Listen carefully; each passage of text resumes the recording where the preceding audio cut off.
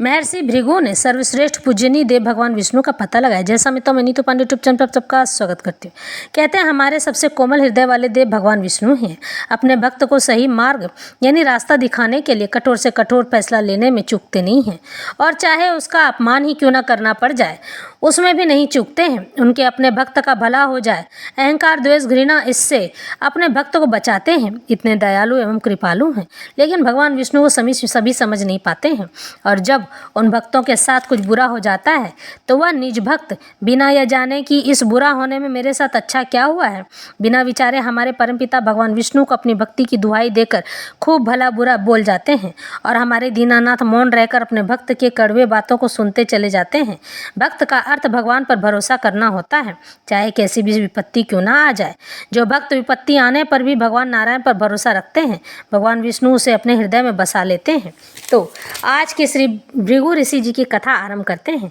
भृगु ब्रह्मा जी के मानस पुत्रों में से एक माने जाते हैं। ये एक प्रजापति भी थे। चाक्षुष मनवंतर में इनकी सप्त ऋषियों में गिनती होती है। इनकी तपस्या का अमित प्रभाव है। बहुत ही बड़े तपस्वी थे। दक्ष की कन्या ख्याति को इन्होंने पत्नी रूप में स्वीकार किया था। उनसे धाता विधाता नाम के 2 पुत्र हुए थे, और श्री नाम की कन्या यानी कि माता लक्ष्मी। इन्हीं श्री का पाणी ग्रहण भगवान विष्णु नारायण ने किया था, उनसे विवाह किया था।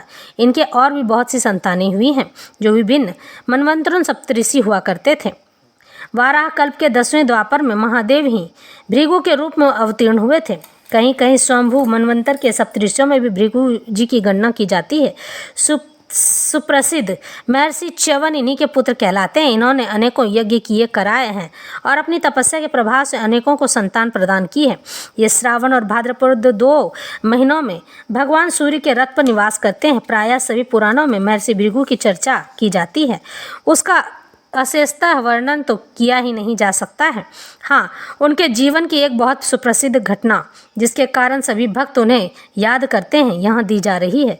एक बार सरस्वती नदी के तट पर ऋषि मुनियों का जामावाड़ा लगा। ऋषियों की बहुत बड़ी परिषद बैठी। उसमें यह विवाद छिड़ गया था कि ब्रह्मा विष्णु और महेश इन तीनों में कौन से देव बड़े हैं।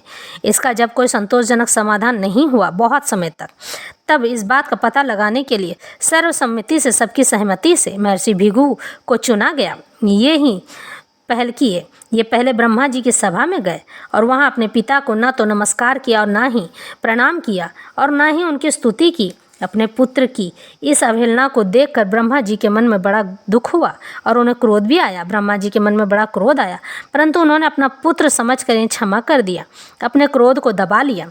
इसके बाद ये कैलाश पर्वत पर अपने बड़े भाई रुद्रदेव के पास पहुँचे, यानी कि जिसे ब्रह्मा जी ने उत्पन्न किया था, रुद्रदेव को। अपने छोटे भाई भृगु को आते देखकर आलिंगन करने के लिए वो बड़े प्रेम से आगे बढ़े, लेकिन भृगु ऋषि ने यह कहकर कि तुम उन्मार्गगामी हो, यानी कि तुम सही मार्ग पर नहीं चलते हो, जटाधारी हो, भस्म लगाते हो, चिता की राख पर लेटते हो, भूतों प्रेतों से तुम्हारा संसर्ग है, तुम अच्छे नहीं हो। इस तरह से भगवान शिव की बड़ी ही अवहेलना करने लगे। उनसे मिलना अस्वीकार कर दिया तो रुद्रदेव भगवान शिव को बड़ा ही क्रोध आया। उन्हें इतना गुस्सा आया कि वे त्रिशूल उठाकर मारने के लिए दौड़ पड़े। अंततः पार्वती जी ने उनके चरण पकड़कर प्रार्थना की और क्रोध को शांत किया। अब विष्णु भगवान की बारी आई। ये बेखटक बिना खटकाए ही, बिना रोक टोक के ही वैकुंठपुर में प्रवेश कर गए। वहाँ ब्राह्मण भक्तों के लिए कोई रोक टोक नहीं है, लेकिन फिर भी माता लक्ष्मी वहाँ विराजती हैं। ये पहुँच गए भगवान के शयनागार में, जहाँ वो सो रहे थे। उस समय भगवान विष्णु सो रहे थे, और भगवती लक्ष्मी उन्हें पंखा झल रही थी, उनकी सेवा में लगी हुई थी। उन्होंने बेधड़क वहाँ पहुँचकर उनके वक्षस्थल पर लात मारी, लेकिन भगवान विष्णु अपनी सैया से उठ गए और उनके चरणों पर अपना सिर रखकर नमस्कार किया और कहा, भगवान आइए आइए विराजिए। आपके आने का समाचार न जानने के कारण ही आपके स्वागत से वंचित रहा। क्षमा कीजिए, हमें क्षमा कीजिएगा। कहाँ तो आपके कोमल चरण, और कहाँ यह मेरी वज्र कर्कश छाती। आपको बड़ा कष्ट हुआ होगा ना। यह कहकर उनके चरण अपने हाथों से दबाने लगे। उन्होंने कहा, ब्राह्मण देवता, आज आपने मुझ पर बड़ी कृपा की है। आज मैं कृतार्थ हो गया।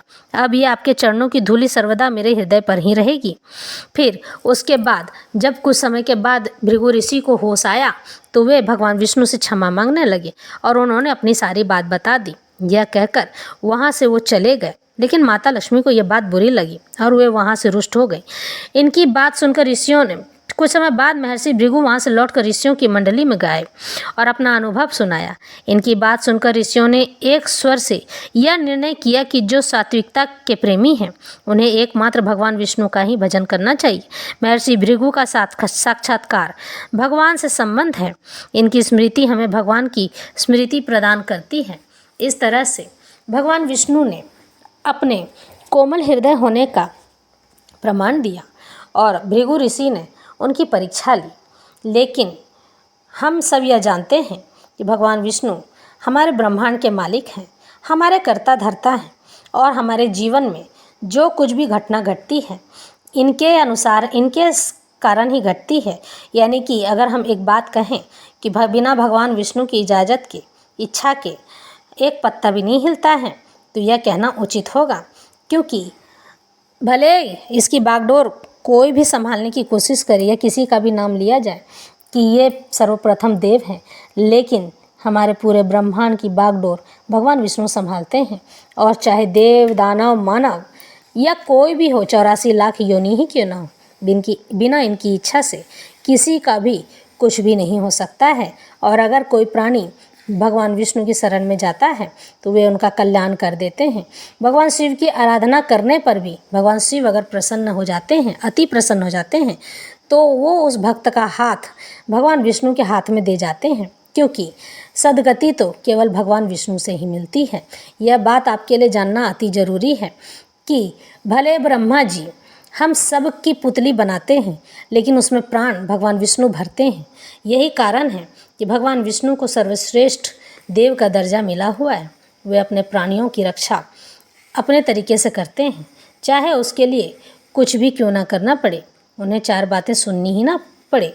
इस तरह से भगवान विष्णु हमारे लिए हमारे पिता के समान हैं, चाहे हम उन्हें किसी भी रूप में पूज लें, पुत्र के रूप में, भ्राता के रूप में या फिर अपने पति के रूप में। लेकिन सच तो यही है, वे हम सब के परम पिता हैं और पर ब्रह्म स्वरूप भी हैं।